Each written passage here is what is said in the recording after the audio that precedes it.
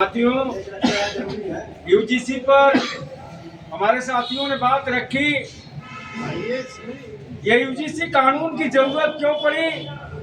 ये कानून की जरूरत इसलिए पड़ी साथियों कि जब विश्वविद्यालयों में तानाशाही लगातार बढ़ रही है, आगे करिए मंत्री जी जाइए, चलते जो है आगे जाइए, तमाम पिछड़े और दलित बच्चों को आत्महत्या करना पड़ रहा है। आगे जाइए। और आश्चर्य के साथ आपको समझना चाहिए कि इस देश में 90% जो केंद्रीय विश्वविद्यालय हैं, उनके जो वाइस चांसलर हैं, उनके जो मुखिया हैं, वो सवर्ण जातियों के क्यों हैं? वहाँ 80% जो प्रोफेसर हैं, वो 80-90% प्रोफेसर जो है वो ऊंची जातियों से क्यों हैं? सुप्रीम कोर्ट में आश्चर्य की बात है, गांव का आदमी नहीं समझ पाता है, सोचता है कि सुप्रीम कोर्ट के जो जज साहब हैं बहुत योग्य होंगे। लेकिन मैं कहना चाहता हूं कि गांव का हमारा जो SC ST OBC का नौजवान UPSC की परीक्षा पास करके बड़ा अधिकारी बनता है, उससे ज्यादा ज्ञानी जो है सुप्रीम कोर्ट में बैठे हुए जज नहीं है। उनकी कोई परीक्षा नहीं कराई जाती है। उन्होंने 10 साल तक अगर सुप्रीम कोर्ट में, हाई कोर्ट में वकालत किया है तो कलम से लिख करके प्रस्ताव दे दिया जाता है। और वो प्रस्ताव कौन देता है? जो सैकड़ों साल से उस जजों की कुर्सी पे विराजमान है। साथियों, कहना चाहते हैं यूजीसी तो बहाना है, लेकिन विश्वविद्यालय से लेकर के सुप्रीम कोर्ट तक हमारा निशाना होना चाहिए। अब ऐसे बात नहीं बनेगी, अब ऐसा चीजें नहीं चलेंगी साथियों। हमको जो है विश्वविद्यालयों से लेकर के सुप्रीम कोर्ट तक हिस्सेदारी की लड़ाई को बढ़ाना होगा साथियों, लड़ना होगा।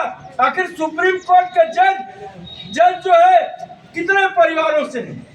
साथियों, आश्चर्य होता है कि देश भर के 300 परिवार, 140 करोड़ की जनता में देश भर के 300 परिवार हैं और 75 साल से वही 300 परिवारों के लोग जज बनते हैं और कहते हैं कि जातिवाद नहीं होना चाहिए, परिवारवाद नहीं होना चाहिए।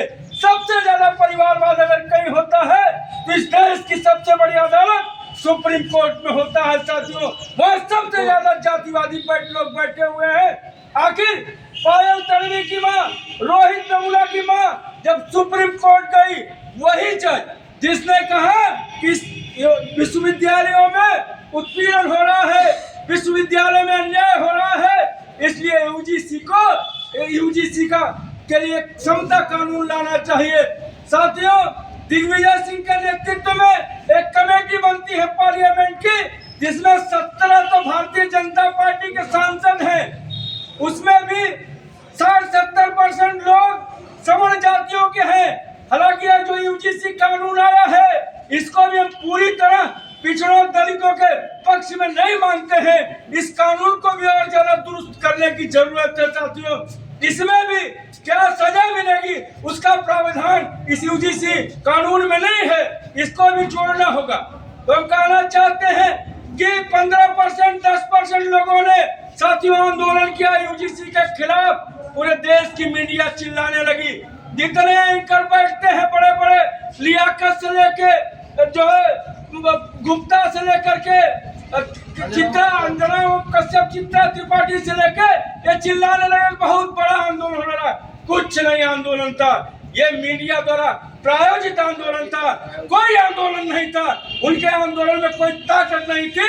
लेकिन आज जब पूरे देश भर में आंदोलन चल रहा है, हम लोग यहाँ निजामाबाद में कर रहे हैं, हम साथियों बताना चाहते हैं कि आज सोनभद्र में भी आंदोलन हो रहा है।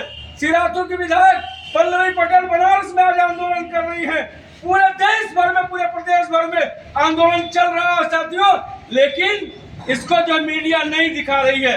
दूसरा साथियों दुर्भाग्य है, हमारे हम जिसको अपना नेता मानते हैं, जिसको हम पिछड़े दलितों का रहनुमा मानते हैं, अखिलेश यादव को, मायावती जी को।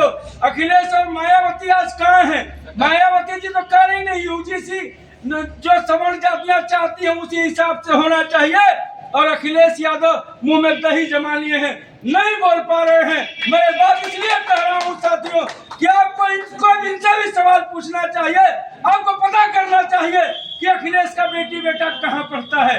अखिलेश की बेटियां लंदन में पढ़ती है साथियों। जेएनयू में निजामाबाद के गांव के बच्चों को एडमिशन चाहिए। अखिलेश को अपनी बेटी का एडमिशन हिंदुस्तान की यूनिवर्सिटियों में नहीं कराना है। इसलिए यूजीसी लागू हो चाहे न लागू हो, वो अखिलेश यादव के ऊपर फर्क नहीं पड़ता है साथियों। अखिलेश यादव के ऊपर फर्क नहीं पड़ता है। अखिलेश यादव आज दो मुही बात करते हैं, न तो वो यूजीसी के पक्ष में बोल रहे हैं, न तो यूजीसी के विरोध में बोल रहे हैं। मैं उनसे पूछना चाहता हूं कि क्यों डरे हो इतना? फिर सत्ता नहीं आने वाली है, बगैर पिछड़ों दलितों के सत्ता नहीं आने वाली है। अगर आपको यह घमंड हो कि 2024 में जो 37 सीटें आपने जीती थी वो आपके पार्टी के कार्यकर्ताओं के दम पे जीती थी, मैं साथियों कहना चाहता हूं, अगर समाजवादी पार्टी और कांग्रेस का गठबंधन चुनाव जीता था तो जमीन पर काम करने वाला जो अमन पसंद लोग थे, जमून में जो जमहूरियत पर विश्वास करने वाले लोग थे, जमीन में जो लोकतंत्र पर विश्वास करने वाले लोग थे, ये उनको हटाने के लिए हमने तुमको लाया था कि तुम जो जब हमारा सवाल आएगा तो तुम बोलोगे। लेकिन मैं कहना चाहता हूँ 37 सांसद हैं, 100 से ज्यादा इनके एमएलए हैं, कहीं नहीं दिख रहे। यूजीसी के सवाल पे इनके सांसद और विधायक नहीं दिख रहे हैं। खुद अखिलेश यादव और मायावती भी इस